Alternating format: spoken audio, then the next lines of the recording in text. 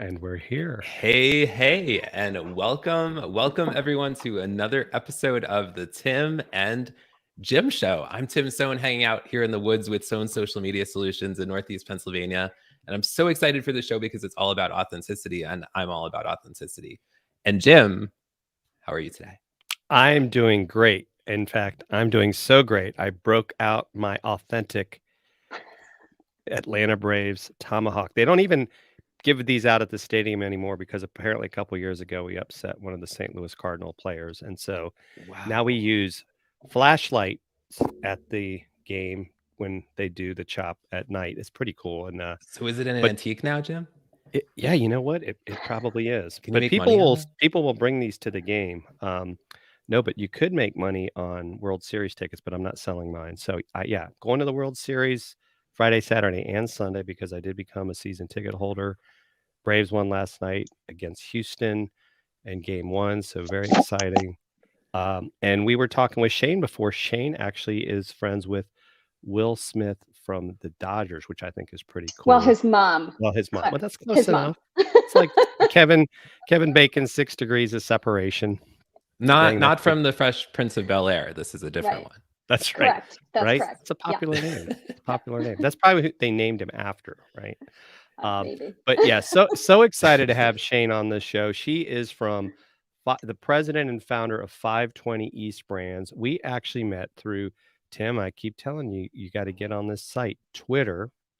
Twitter. Right? I am on the site. I don't I spend know, nearly but as much time as you there, though. I've made some amazing connections. Shane included in that, and she's actually also lives near. And I don't know if you guys have got to meet in person yet, Bernie. Not yet in person, but soon. Okay. Bernie, if you're watching, soon. Yes. Yeah, so they're the Louisville people, and I've got to go to Louisville because I've heard it's a great place if you want to learn about bourbon. Indeed. And so Shane, we'll be me and my wife will be coming up to visit, so we'll have to have coffee, or you can show us some of the fun things to do in Louisville. But let's get into the show because today is going to be fun. And so I want to do a couple things here before we get things going. So we're going to put us in this view because I didn't want to cover this up because you're going to get a little laugh out of this. Shane is also known as the professional big mouth. And so do you want to explain that before we get into the other questions? Sure. Well, it's sort of where this whole thing came from. I was always that kid. If you go back in all of my report cards growing up, Shane would do much better in school if she would stop talking to her neighbor. So that went on and on and on. And I kind of snowballed into this career as a social media engagement specialist. And it comes from talking to people and apparently talking with my hands. But, just kind of talking to people, talking about their products, talking to other people about their products. And so just kind of spreading the word and using social media to do so. That's how I landed on this. Wow, that's pretty cool.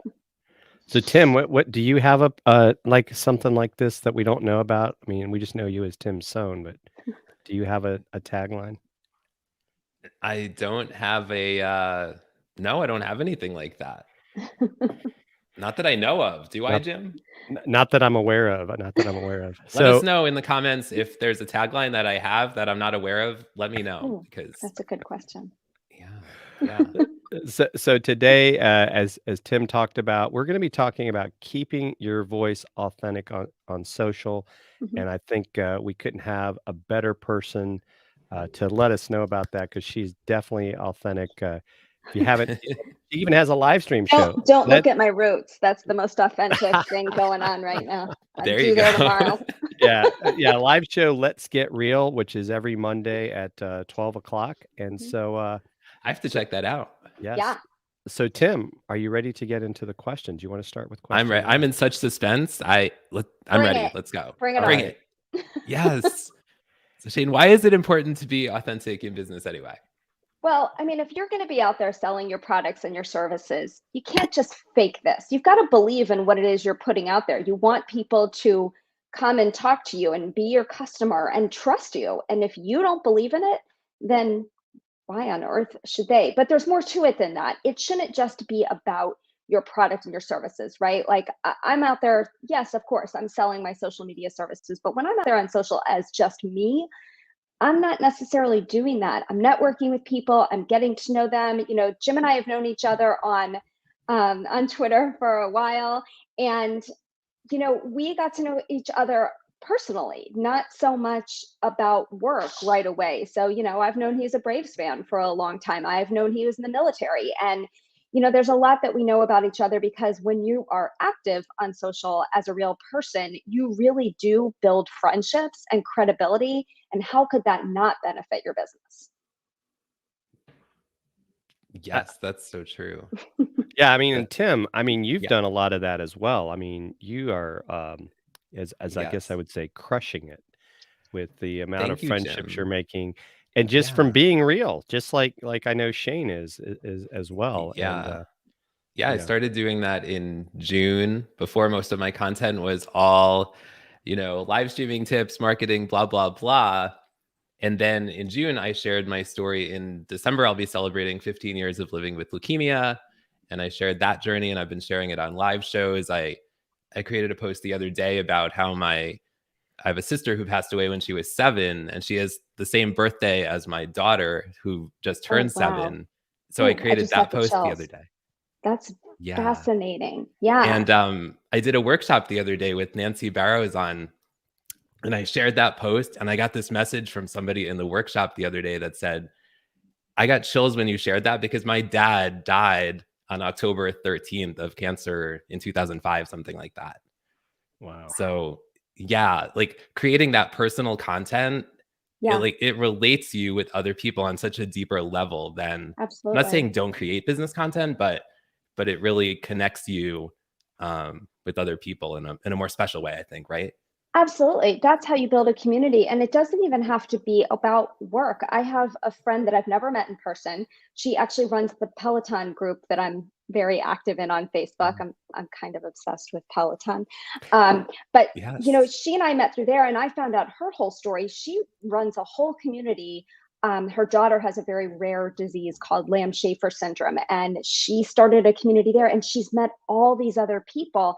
And for something like that, it lets you know you're not alone. You've got people out there, they might live on the other side of the world, but there's a community out there for everybody. And that's why it's so important to build your personal brand, but not get so caught up in the branding of it. Just be you.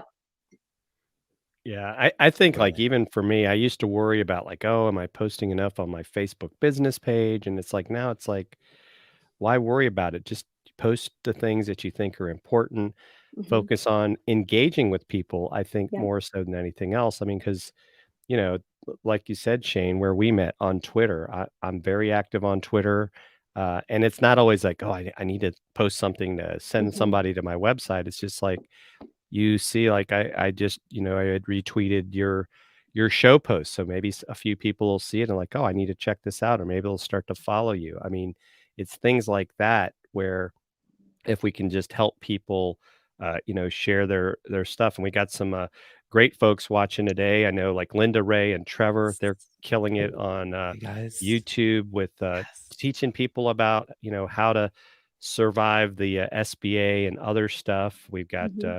Cassandra Joliffe, who's been a guest of the show, Nancy Barrows Hey as well, Nancy. Hey Cassandra. Fatima, great to see you, and Yes. and so it's nice to see, and I think Tim has helped as well with our show create this community where we have these people come and watch, and we've really seen a big uptick with LinkedIn. I mean, Hmm. Yes. it's interesting how you talked about with Facebook going down, Hmm. how you were glad you're multi-streaming.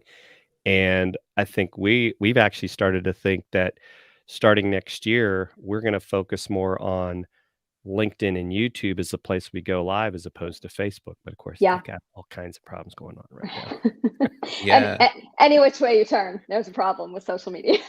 Yeah. Yeah. And I want to shout out Nancy. Actually, she started what's called the Radiating Real movement, which encourages people to show up, take off their mask, and just show up in the moment as themselves. You don't have to be all polished and shiny like I a lot love of people that. think that you need to be. And I shared my leukemia story for the second time on her show back in, I think it was June. I shared it for the first time on Jenny Gold's show.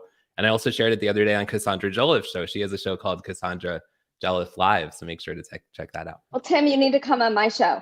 I would love to. I would love to. Thank you. Yeah, But, you're there's usually up by 12. Okay. Yes, usually. It's on the Because, same time I have zone as coffee. me, so Actually, there's water in here. I'm not being authentic at all. There's water in this coffee mug. Did you run out of Dunkin's? No, I already had coffee this morning. I'm in a chamber of business networking group, and every Friday since COVID, we've done this coffee chat virtually, and there's always a costume theme, and I refuse to play. Every Friday is my day to sleep in, not work out, and so I show up on there every week, scrunchie, glasses, pajamas.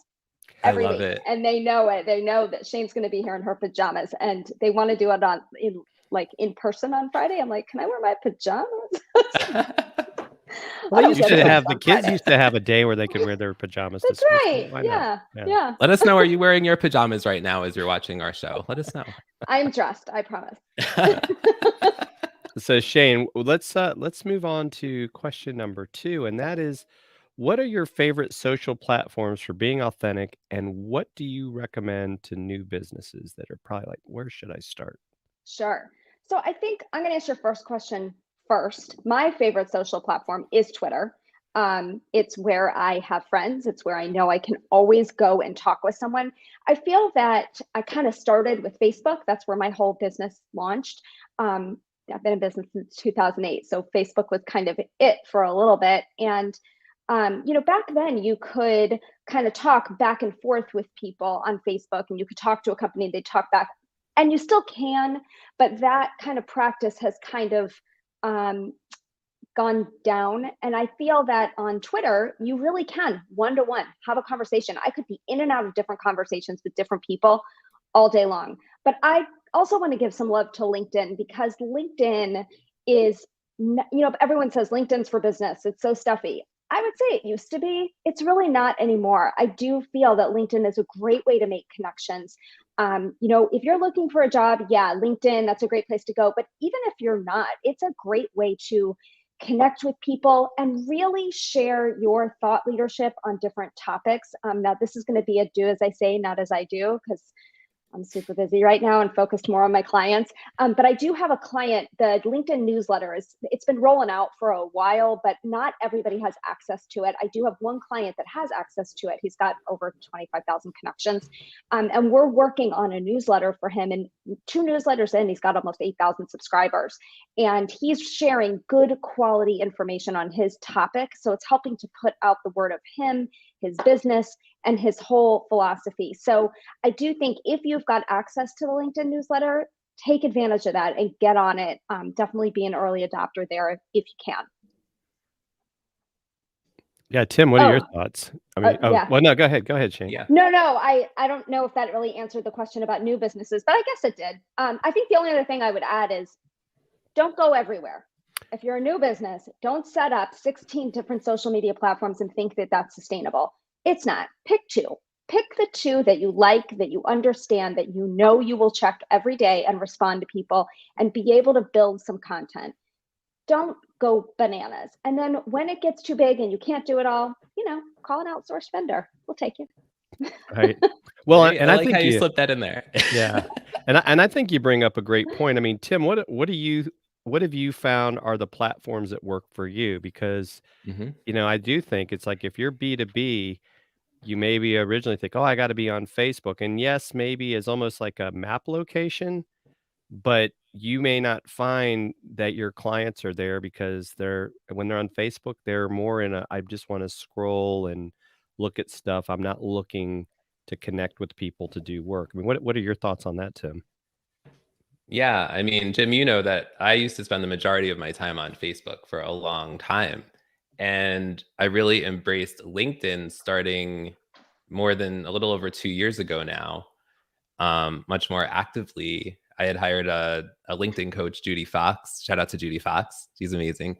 But then I started working on Brian Schulman's shows, and he always focuses on positivity and putting the spotlight on others. And we bring people live on those shows together for Shout Out Saturday and What's Good Wednesday. But the community on LinkedIn is just, from what I've experienced, at least the people that I interact with are so positive and uplifting and supportive of each other that that's one of the things that attracts me to that platform. Also because, B2B, but there's a lot of people over there. There's millions and millions of people over there, of all, all sorts of, industries, or, all sorts of people. So I would just say LinkedIn has been really amazing in terms of, I've been sharing my personal story there. And I'll tell you, I've created one, I would call business post, except for posts like if I have a workshop coming up or something like that. Since June, all of my other posts have been personal content, and my business is growing and growing more now than it was before since doing that. That's fantastic. Yeah, I think that's very fascinating, Tim. And I know too, because we're both not only friends but big fans of Judy. As she even talks about, just engage with people. Don't feel like you've got this pressure to post, right? Like, oh, you got to post every day, or you got to get X number of likes. I think if you engage, right, which is being authentic, tell people what you really think. Right. Don't just hit the like or love button and say nothing, or don't just say great post or good stuff. Say what resonated with you, or, like I think you probably do a lot, Tim. Get into the DMs if you're connected and have those one-on-one conversations. And you can even use, audio, right? You can leave people a voice message. I mean, I think that's very powerful, or even a video message is something you can do on LinkedIn. So, and what's funny, I don't know if you guys have tried this, but if you were to actually sit there and time yourself on how long it takes to type versus how long it takes to just hit record, it's probably the same amount of time, or even faster to do the video. So I think that's some of the things we should think about. But yeah, I personally, Twitter and LinkedIn, to me, I think I found to be the best for me. And I, as much as everybody talks about TikTok and, all these other things, I just think that, might work for some businesses, but then I almost feel like it becomes like a content factory mindset. Like, oh, you got to keep putting out all this content. And it's like, but is it really adding value, or is it just people seeking I don't know if you want to call it the viral statistics, right? Oh, I got 100,000 people watch my video. Okay, but did you make any money because of that? Right. I mean, are you doing TikTok, Shane, or are we you have just more one client that we're doing TikTok for? They're a restaurant.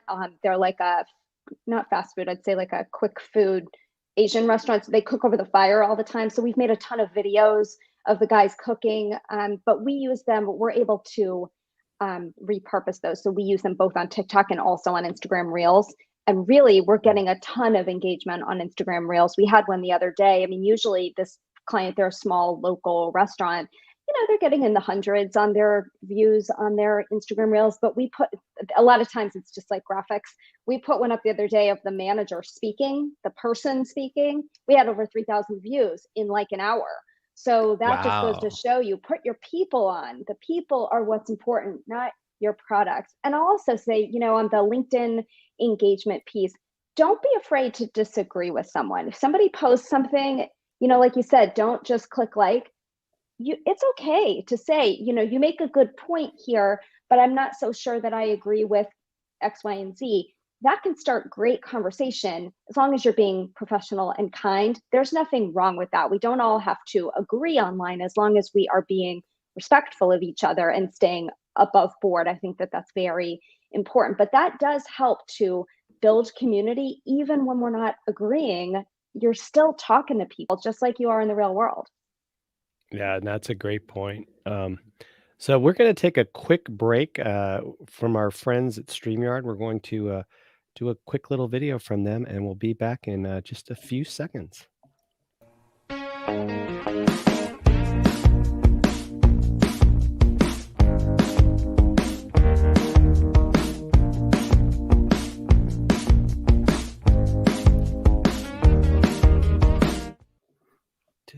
And we are back. We are dancing. We're here with Shane Chaps, and we're so excited to have her here today. And she's like, "What's You didn't going tell on?" me I could dance. That's the Tim. We're doing the Tim, right? You got to learn the Tim. Yes. Welcome back, everyone. We're so grateful you're all here. We're so grateful Shane is here, Linda Ray is here, Russ Hedges is here, Nancy Barrows is here, Fatima is here. All of you who are here, Cassandra Jolliffe is here. Thank you so much for being with us. We're talking about authenticity today. And Jim, where do we go with this conversation from here? Wait, can I just make one point though first? Yeah. Just a little bit what we were talking about before. Like, this is a great opportunity right here on this live show in the comments. Like Shane was saying about, like, you know, put your comments in there like you are. And also, if you have any questions for her, put them in there. But then also connect with each other.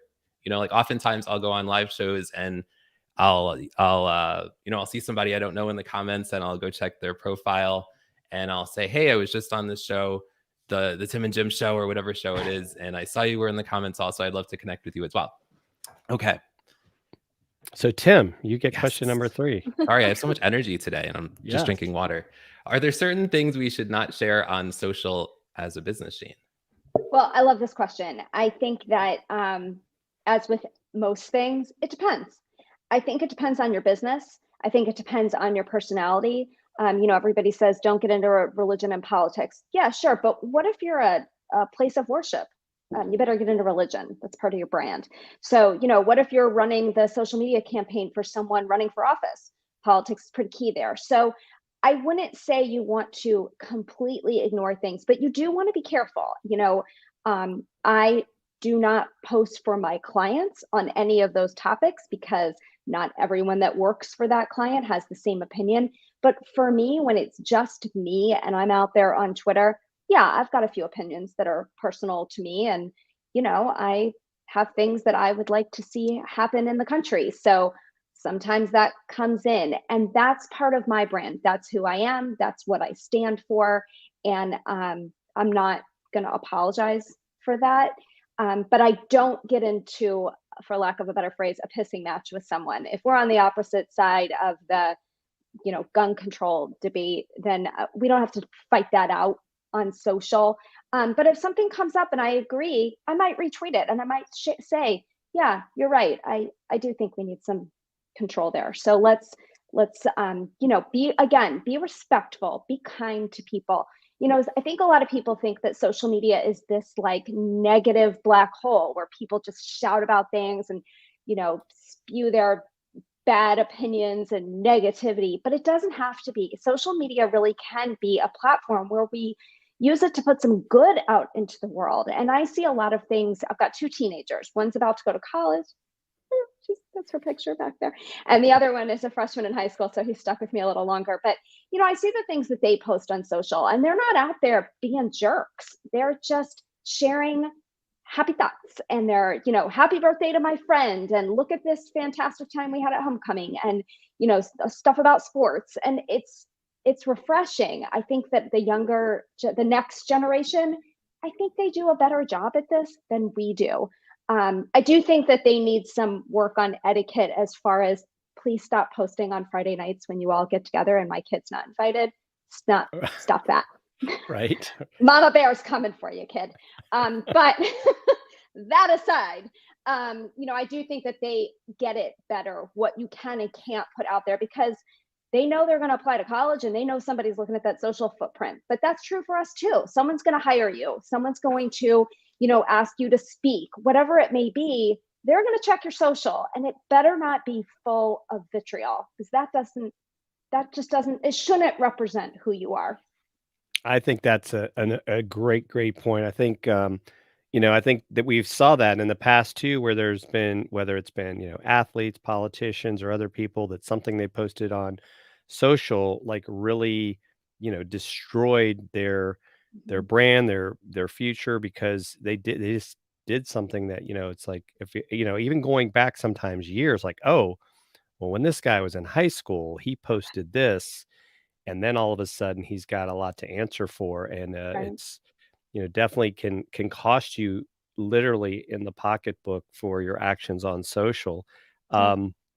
And I think it is interesting that you're right with the kids, right? They don't always think about what they're doing, but I think they're starting to realize, like, hey, and yeah, why can't we all be professional on social? Because Mhm. I think it's, I feel like people like right now, oh, because I'm behind a keyboard and I'm not face to face with this person, I can tell them what I'd never say to them if I was face to face. And Right, I think that's the thing. Yeah, I kind of measure like, would I say it to you in person? right. Then I'm going to say it on social media. But Yeah, otherwise, I'm not going to. It's better to let it go sometimes.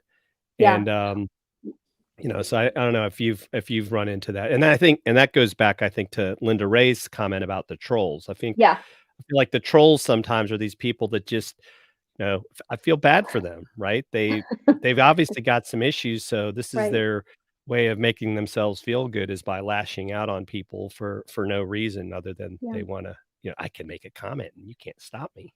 Right. One of my friends works in PR. She called me one day and said, I've got an issue with a client. One of her clients is a grocery store. And someone went on the grocery store's Facebook page and made some scathing comment for all to see. And so we had this whole discussion about how to handle that. And I said, it's like if they were at the grocery store and they stood out in front of the store and started just yelling these horrible things. People don't do that. If they do, then that's a whole other issue. But people need to stop doing that on social too. If you wouldn't do it in real life, then close your computer and walk away. Just don't do it. Tim, have you ran into any situations with people like, doing bad things on social that you think has affected their business? Um, I don't think I've seen too much. I mean, obviously, there's been a lot like with COVID and with the politics, the election here in the US before that. And, that's created a lot of conversations on social and divisions and all that. But I would say those are really the two things that have really, I don't know if it's hurts people's businesses. I mean, I know I've seen things on people's personal Facebook pages. Maybe they own a business and maybe I wouldn't frequent them because of some of those Hmm. posts, and I'm Yeah. sure others have done as well. Would you say that also, Shane? Yeah. Yeah, absolutely. And in fact, there's a question Fatima asked, should I keep my personal page and my business page separate or have only one page to create authenticity? I think it Mm, depends. Again, if your business is you, you really might want to think about that because you might want to share pictures of your family and your birthday and your vacations, but you may not want your customers and clients to see all that. I'll give you a great example. I had a realtor once who our house wasn't selling. And I was like, why can't we have another open house? And, she kind of told me, you can't for this, all of these reasons. And then, we're Facebook friends. She was out of town at a concert that weekend.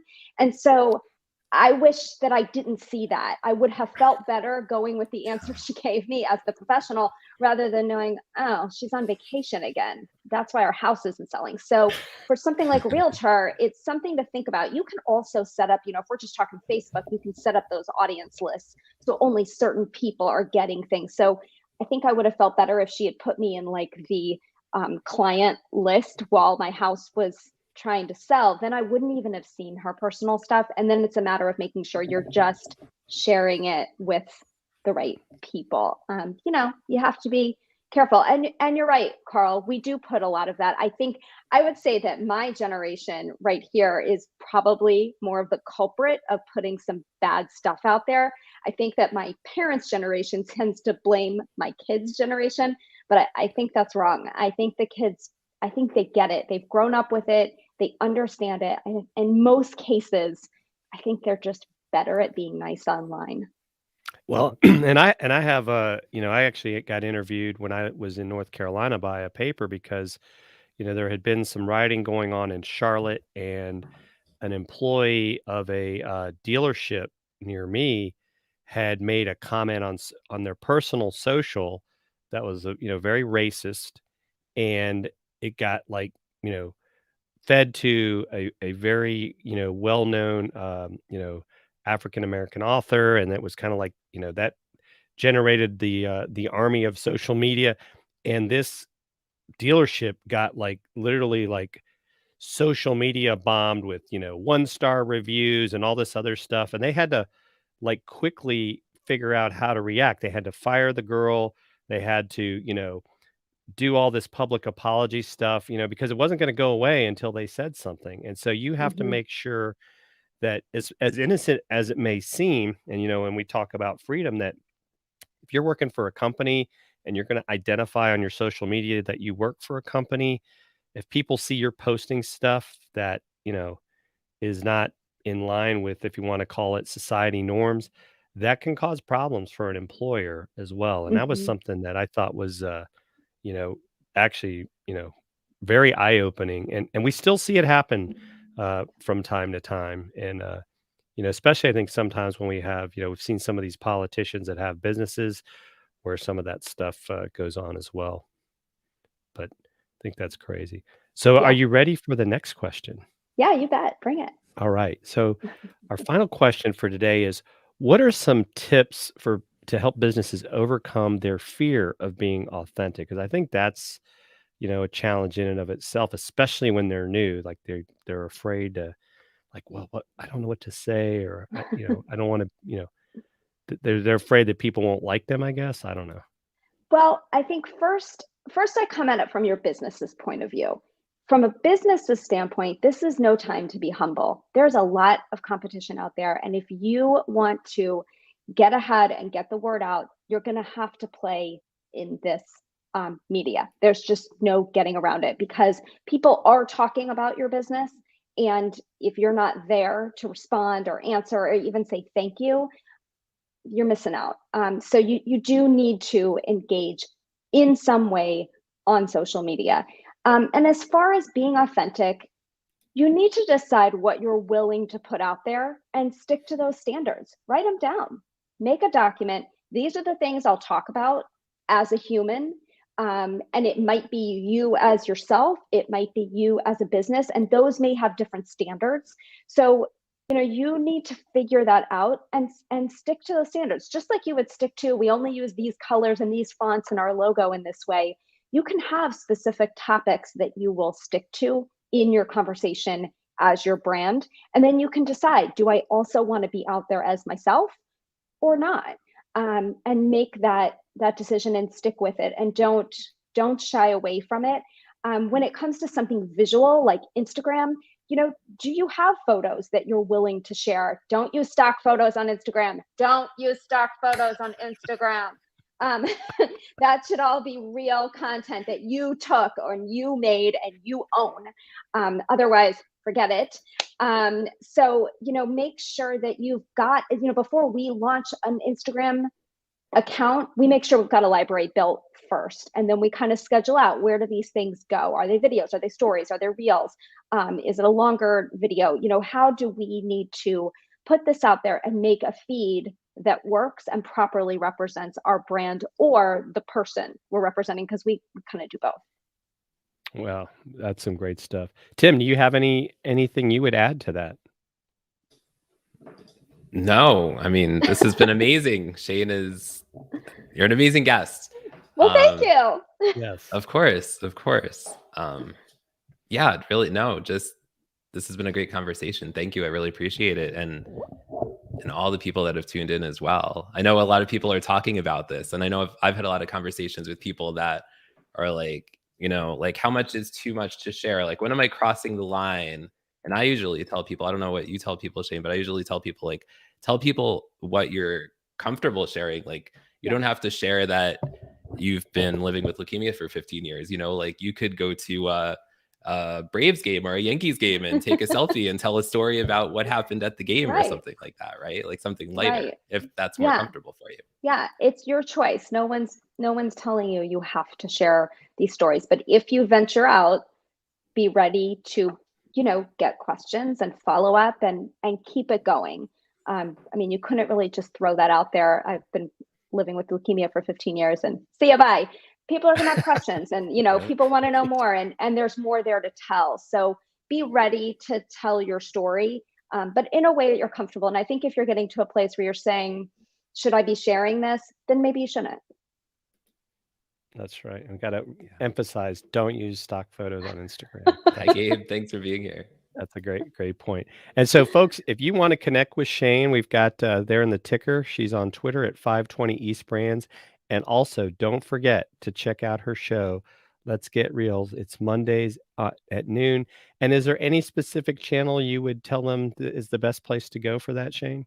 If you connect with me on LinkedIn, it'll be on my personal LinkedIn profile. It will also be on YouTube. I need subscribers to get that URL. So come subscribe. I can share the link.